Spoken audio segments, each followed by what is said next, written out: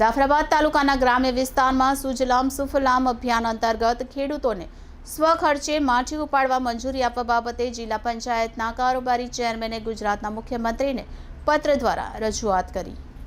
જાફરાબાદ તાલુકાના ગ્રામ્ય વિસ્તારના ખેડૂતોને સુજલામ સુફલામ અભિયાન અંતર્ગત ખેડૂતોને સ્વખર્ચ માટી ઉપાડવા મંજૂરી આપવા બાબતે જિલ્લા પંચાયતના કારોબારી ચેરમેન કરશનભાઈ ભીલે ગુજરાતના મુખ્યમંત્રીને પત્ર દ્વારા રજૂઆત કરી।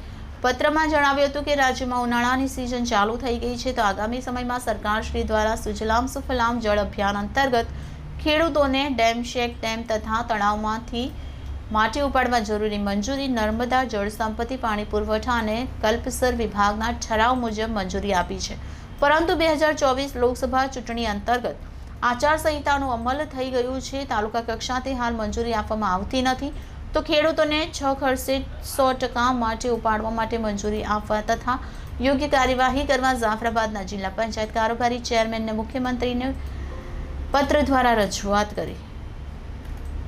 Reporter Mukesh Dabhi, city gold news, Jafrabad.